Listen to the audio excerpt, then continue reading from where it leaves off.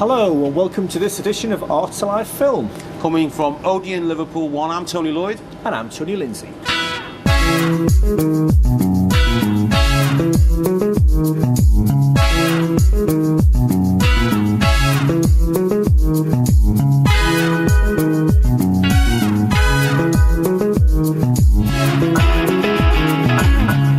Okay, what have we been watching? Well, first up is Seventh Son. Seventh Son, medieval fantasy, All things dragon medieval, epic, yeah. giants. Kids are going to love things. this, do you think? Absolutely.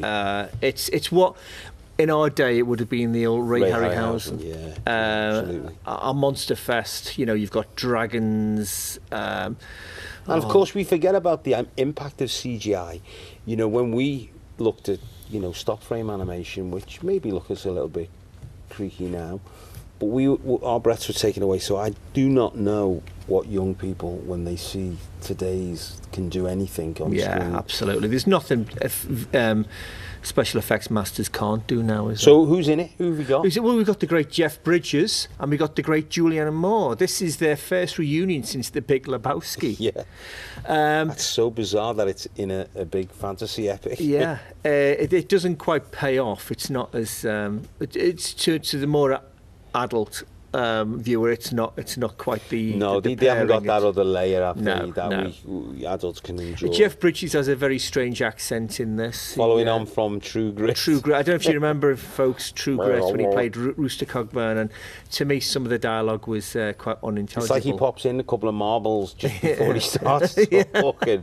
But as the film progresses, his accent kind of softens out. But Julianne Moore is Sorceress Mother Malkin. Yeah, I mean, she's the full hit, isn't she? She's the vampire who turns into she gives Maleficent as a look a good run for her money. Yeah, indeed. Again, talking of that, the locations, the visual effects, stunning locations, visual effects, as we said. I think Peter Jackson's paved the way, the benchmarks up there for locations. Yeah, but indeed. Absolutely beautifully shot. I think Canada. It was shot in Canada. Yeah. Who's our director? Our director is Sergei Bodrov. Now, this is his first English-speaking film. I saw Mongol, was excellent. That's right, you were telling me about that. That was great. Hasn't done so well in the States. No. I think it has been a bit of a financial disaster. But as I say, there's a lot for the kids to enjoy in this. It's possibly setting up as a franchise. It's based on The Spook's Apprentice by Joseph Delaney, which I know the series of books has been very popular with the kids. My son's read the first one. Yeah. But yeah, lots to enjoy. We've got Alicia Vikander, our old friend, in there as the young witch. And it's breathless, isn't it? It's set piece after set piece. Yeah. You know, the Bridges as the spook. Master Gregory. Master Gregory from the old Knights Order has to find an apprentice, the seventh son of a seventh son, who can now fight all the forces of supernatural. That's right. Mother Malkin's set free. She and Jeff had a thing going back in the day, didn't they? And now he imprisoned her for so many years in this cage, and now she's free. Getting stronger as the blood moon approaches. Indeed. It's all good stuff, folks. Will he thwart her? I'm trying to speak medieval. Put your teeth in. Hell awakens. And the hero, played by Ben Barnes, he suitably equips himself, but it's the accent here, too modern, it's Prince Caspian himself from Narnia. Ben Barnes, but the accent is too modern. It all comes over as a bit lazy when it's like that. Yeah, especially when everyone's staggering through trying to do their medieval best. Yeah. But you know, I think the kids will enjoy this. They've got a great score by Marco Beltrami. Thunders out. Yeah. I think. I mean, it's all fast-paced, breathless, and will she, won't she bring darkness to humanity? Yeah. You know, it's a good romp, isn't it? Yeah. I'm sure the kids will enjoy it. Dragons. What more do you want?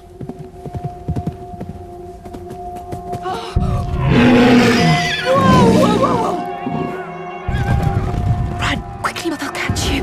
Okay, next up is Disney's live-action remake of Cinderella. See, I think this is going to set the trend now. I know Tim Burton's doing Dumbo, isn't Well, Disney did Maleficent last year, didn't they? course. Is this Disney reading their back catalogue? I'm not sure. But I mean, it's firstly, it looks to die for, Cinderella. Sumptuous. And we Sumptuous photography by, just let me get this in, Harris Zambalukas. He's got to be mentioned because he's just... It's a stunning vista. Fairy book. Beautiful. I mean, when you see the ballroom sequence, Yeah. it's just breathtaking. Sandy Powell's costumes are absolutely fabulous. She describes her designs as 19th century via 1940s Hollywood, and you get that, don't you? There's a sense of... And much has been said in the news recently of the thinness or whatever of our star as Cinderella with her. She's got this really thin hourglass figure. Lily James from Downton Yeah. Abbey. And rather than, I was thinking about this, and rather than get all hung up on negative imagery, I think, which will get us into the tone of the film, I think because it's such a purist film, I think it's going, how the animation actually looks. Yeah, With the indeed. shape of her and Yeah. and that, how you've seen her depicted in lots of This really is a books. remake of their own animated Cinderella, isn't it? Absolutely. A bit of Brothers Grimm thrown in there as well. Yeah. But Branagh is fabulous at this kind of thing. I don't know if you remember him, his own Frankenstein, his own version of, well, not his own version, but his version of Hamlet. 70 mil. 70 Incredible. mil. Any of his Shakespeare's, I mean, he's period drama. And of course, Marvel's Thor. That was the one that came left field for me, Yeah. and such a great film, which really opened the door for everything else. Yeah, if absolutely. we're really honest. It really did widen But we the, don't lose pram. track of the fact that he's a fantastic actor in his own right. Yeah, he is. Absolutely. He's really good with actors. We've got Lily James, as we said, as Cinderella. We've got Richard Madden as a charming Prince Charming. Suitably nasty Kate Blanchett. Oh, she's great. She's the great as stepmother. and like you said before, we were talking before in there. She's not just the normal screen villain, is Cardboard she? cutout. There's depth there. to her, and which makes it so much better. The relationship with her two foul daughters. Yeah, indeed. But again, this isn't a revisionist. We've been saying this isn't a revisionist Cinderella. No, far it's from it. purist. There's no postmodernist touches here. It's You not don't ironic. get any of Enchanted or Into No. the Woods type No. of vibe of reinventing. It's actually celebrating, what's been there. Absolutely. Patrick Doyle's music fits the tone impeccably. I just think the it's a visuals. sumptuous fest, isn't it? Yeah. And they all of these stories echo in the childhood, all of us. And if you're introducing it to your children, it's going to be incredible. Oh, the transformation of the pumpkin into the It's coach. just unbelievable. You've got Helena Bonham Carter in there Oh, as as the the fairy godmother, yeah. and she's suitably ditzy and zany. But suits it really well. does it really well. I mean, in the hands of Branagh, he's assured with his visuals, but that type of, he's an actor's director, so the performances are going to be. Well, this film has up to- made 336 million already. Yeah. It's up there as one of their most popular choices of later years. But well done to him. Yeah, well done to Disney. But I think if you go and see it, you're gonna enjoy it, yeah, especially your children. a great Easter day out. Yeah, definitely.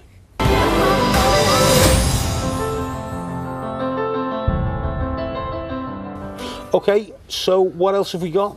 Well, you got SpongeBob out there, haven't you? He's got his. Yeah, well, I've heard mixed. I've heard that it's a great film, but a lot of the kids that I've spoken to who were brought up on the original series, it's the animation, isn't it? it's the animation. The style. It's much more polished. It's got more polished, and they obviously they come from the bottom of the sea and they end up in our world. Yeah. So it's a bit of a culture Antonio shock for all of them. Banderas is in there. Antonio Banderas. And then you've got DreamWorks Home is out there Jim as well. Parsons Jim voicing Parsons. from Big Bang Theory, voicing our main alien. That's getting great reviews. Yeah. And J-Lo's in there. J-Lo's in there. What more can you ask for? Yeah, Purple monster J-Lo. go for it. Game over. So that's it for part one. What have we got in part two, Tony? Part 2, we have our DVD reviews. Cowabunga!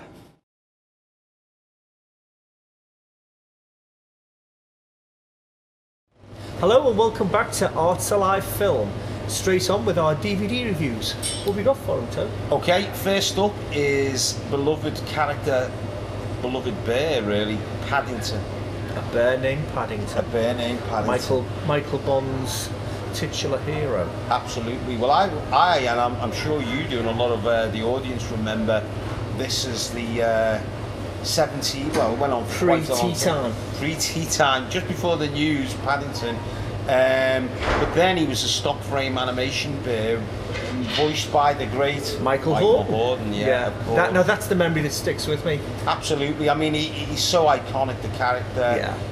And of course, with Michael Horton's voice, you had this incredibly English type of bear. Yes, although indeed. he's not from England, is he? No, he isn't. He's from Peru, of course.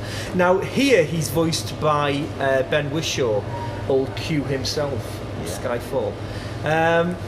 Interestingly enough, before that, Colin Firth was on board to voice Paddington.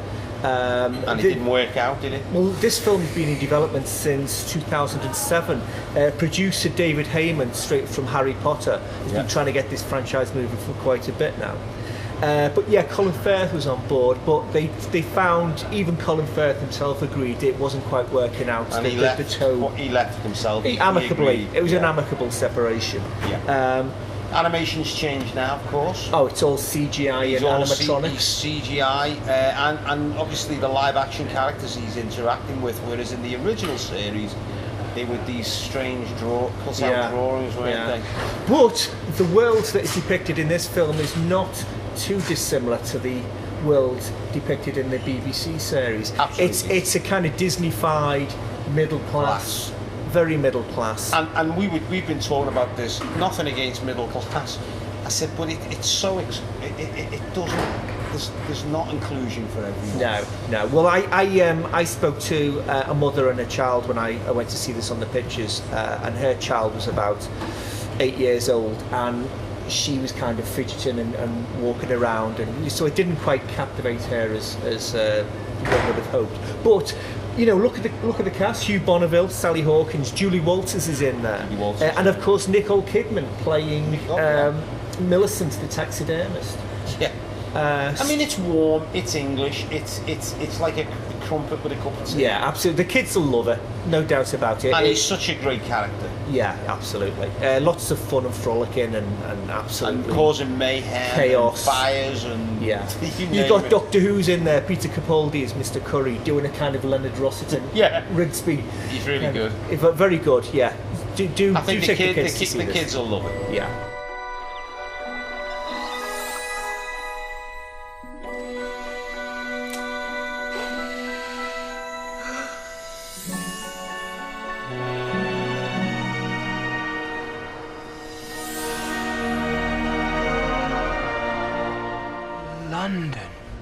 Okay, our second DVD for this week is Teenage Mutant Ninja Turtles. Yes, this time, franchise starting again, directed by Jonathan Lieberman. Yes, a very impressive reboot. Produced by Michael Bay. Yes, and there's definitely some Bayisms in there. Oh well, not least of all is Megan Fox returning as his leading lady. Well, how bizarre is that from calling him, I think after the Transformers film, didn't she liken him to Hitler? She certainly did. She dropped out of the third Transformers film. Well, dropped out, booted out, whatever, but obviously there's been a reunion. Yeah, and it's a very happy reunion because it kind of works. There's a lot of action, a lot of special effects. I mean, the scale is incredible, isn't it? Absolutely. And you get a reboot, it's an origin movie, isn't it? You know, we see the Turtles in training, but they've never really been unleashed upon the world. But this terrible, is it the Foot Clan? The Foot Clan, headed by Shredder. Yeah, that's right. And William Fichtner plays the well. Don't let too much out of the bag. But anyway, there's a crime wave. Yeah, mutagens are part of it. You know, we don't want to tell you too much about the story, but there's a crime wave. So Fox plays April O'Neil, feisty reporter. Yeah, and first gets sight of the boys in action, and no one believes it, of course. But I mean, the action just wouldn't look out of place in the Marvel universe at times, would it? I mean, the CGI work is incredible. Yeah. And the boys themselves are CGI, but they look great. With great personalities. I mean, Yeah, it good does actors, show that. through. There's a witty script in there. Yeah. I think once again, I think Tough edge to it as well. there is, yeah. But I think the kids are going to love it. Oh, if you're a fan of the Turtles, the universe, or have any been part of it, whether it was from the original animated series, you're going to love it. Yeah, I mean, these are the original Heroes in a Half Shell, was it? Heroes and a Half Shell. Yeah. Tell me about it. Take the kids to see this. I mean, anyone from 5 to 12 and beyond. Yeah, you're going to get a little bit of kung fu in after it, but you're just going to have to put up with that. Yeah. But a sequel's planned, a franchise has been born, so, you know. I think the timeless characters, isn't it? You know, generation after generation. It's such a strange invention. Yeah. But great. Go! This is our city! That's what I'm talking about! Like shadows in the night, completely unseen. Who's that? It's a camera flash. Give me the camera. Oh, look, he's doing his Batman voice. Back off, rat! Do not say a word about this to anyone. If you do, we will find you. Yeah, we'll find you. I'm sorry, that came across super creepy, okay? We will find you though. So, Easter is upon us. The Kiddie Winks Munchkins are at home. So what are we watching?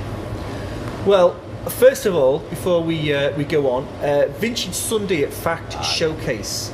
Duck Soup, Marx Brothers, not to be missed, one of their best. One of the funniest films ever made. Black and white. Rufus T. Firefly. Groucho in great form. Groucho in great form. This is Sunday the 5th of April, folks. If you can get down there, do it. These people have influenced from Woody Allen to everyone. Oh, yeah. They were so ahead of the time, the Marx Brothers. Light years, and hysterically funny still. Wordplay. Harpo, Chico, Groucho. One-liners. Yeah. It's just one line after one line. It's just astonishing. The Sanity Clause? I don't believe in the Sanity Clause. Yeah, absolutely brilliant. But if you've never seen it projected, and it really is a different experience if you see these old movies projected. We get used to seeing them squashed up on TV in 4:3. Don't see it projected. It's a massively different experience. Well, talking of that, as a kid, what were your favourite movies? Right. I know the Marx Brothers were in there. Yeah. My dad introduced me to Well, the Marx your parents started introducing you to sort of Saturday night TV stuff. The one for me for cinema which blew my mind was the 7 Voyages of Sinbad.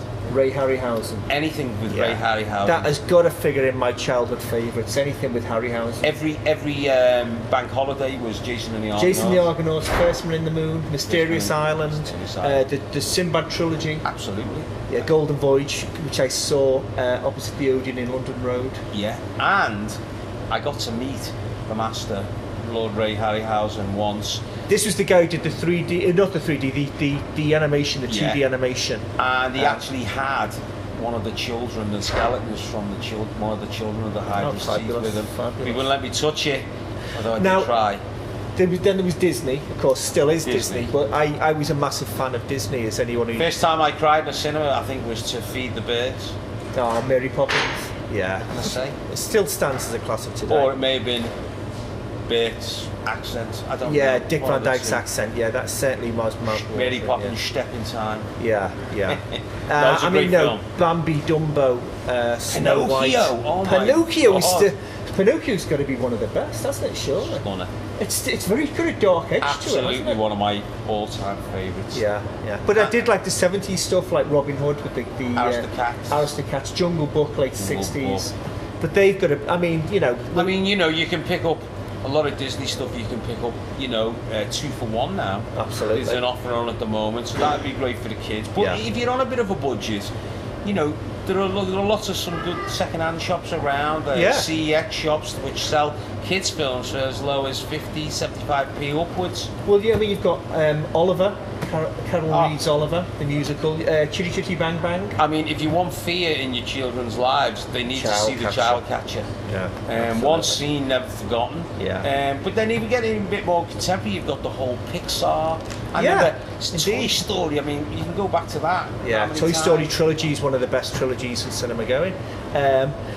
Going further back, you've got Willy Wonka and the Chocolate Factory. Oh, Yeah, definitely look at the Eugene Wilders. Or A Long Time Ago in a Galaxy Far, Far Away. That old chestnut, yeah. You know, you got the Star Wars trilogy. I'd go for the original trilogy myself. The thing is, when you watch films with kids, and we talk about this, it's not just, well, it is about the film, but it's who you're with. Yeah, it's the and these atmosphere, things, soaking it you up. know, watch films with your kids, because these things get welded together, and it becomes the An building experience. blocks experience, doesn't it? Yeah, indeed. And these films will stay with you forever. Yeah, some of them become life-affirming experiences, don't they? Absolutely. Yeah. Enjoy. So that's it for this week's episode. What's the next week, Tony? Next week we have a Fast and Furious special, so buckle up, folks. It's going to be a bumpy ride. Put some petrol in your tank. We've advice. also have an interview with another local filmmaker, so join us then. Say good night, Tony. Good night, Tony. Good night, folks.